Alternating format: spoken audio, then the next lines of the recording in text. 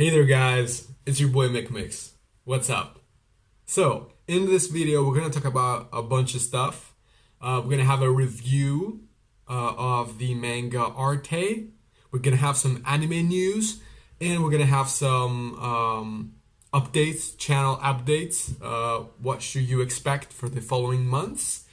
Okay, let's get something out of the way. The huge news. All right, so Arte is getting an anime. It's getting animated, which is amazing. I have no words. I'm so glad. I'm so happy. For those of you who don't know what Arte is a historical manga that revolves around the life of a young noble girl from Firenze, which I believe it's Florence, in the Renaissance, during the Renaissance.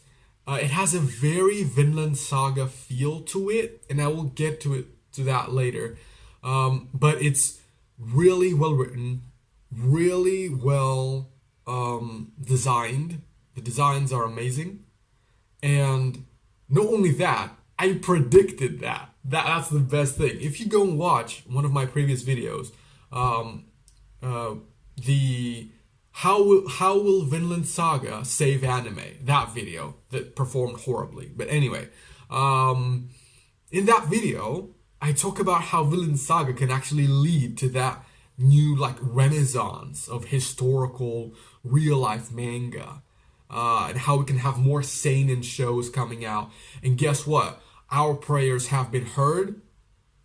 We're getting another historical manga right after a Vinland Saga. It's not coming out. I believe it's not coming out in winter. It might be coming out during the spring. I believe during the spring. Let's get to the manga review. So Arte is a manga which is loosely based off of a real life noble woman from Florence. So you can already start to see the connections with Vinland Saga in a sense. So there is a real life person who was called Artemisia, I believe, and the mangaka pretty much abbreviated that to Arte. So Arte starts off as this noble girl. I've only read 3 chapters, so I don't know what happens on later, but this is my first kind of feelings, first kind of opinion on that. She's really optimistic. She wants to draw. She wants to be a painter. She wants to be an artist. That cannot happen because she's a woman. And there's a lot of clashes with her family. And she eventually runs off to become an artist. And that's where the action really begins. The characters are really well designed. And I mentioned how it reminds me a lot of Vinland Saga because it has those close-ups to the face where you can see the emotion of the characters. That happens in Vinland Saga a lot, and it happens here too. The mangaka loves to zoom in and so we can look at the expressions. And some panels are really detailed. And there seems to be some effort put into historical accuracy because I saw that the way that Florence is depicted, you have all of the artists in one area, which is the artist part of the town. That is accurate.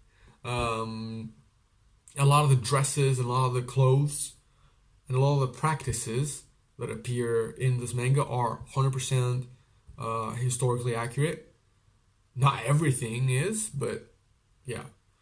And you can sort of the protagonist, she feels so much like Thorfinn because she goes through that I am really angry, frustrated phase. And then it goes through a farmland arc kind of phase. I'm still waiting on that war in the Baltic arc equivalent, which is not going to happen. There's not going to be any war in this manga. You have alternate universe Halfdan, which is her mother. You have alternate universe Einar, which is Leo, sort of. You have a male version of Gudrid, pretty much. Angelo, I think his name is. And it does something that I really appreciate about like manga. It really focuses on the human aspect. So, same way with Vinland Saga. If you loved Vinland Saga, if you loved the Farmland arc, you're gonna love Arte. You're gonna really like Arte. If you like that more personal, more character-driven moments of Vinland Saga, yeah, Arte is for you. Will I be covering it? Of course. Of course. The way I see it, unless there's any other anime that, yeah, there's a huge chance I'm gonna cover it when it comes out. I can't wait to finish it and then maybe share my final thoughts on our like community tab, on like make a post on YouTube. So far, I would highly, highly, highly recommend you read this manga, and I'm really excited to see where is this gonna go. Also, it's like very wholesome. There are many moments where the character is trying so hard not to cry because like she's so excited, and she makes like weird like faces, and people like also laugh at that. It's really cute. It's really wholesome. The protagonist is, sure, she's like a go girl kind of attitude. There's this female empowerment aspect, but it never goes too far. Like it never becomes annoying at any point. That's pretty much it. That's pretty much it about the like first impressions of the manga. And now let's talk about, we're already done with the news. And now let's talk about the channel. So, I do have more Vinland Saga videos coming out. So maybe in the next couple of weeks you won't see any Vinland Saga content, so to speak. But I have already made an Askeladd video analysis, which is going to be really cool. I've worked on it for more than a month, really. I've been writing it for a long time. So I think that's going to be interesting. And then there are so many characters that I have not talked about. There's Sigurd, there's Hild, there is, who else? Einar, Gudrid, Canute in the Farmland arc. There are a lot of things we can talk about. And don't forget, every time there is a new Vinland Saga chapter, I will be covering it.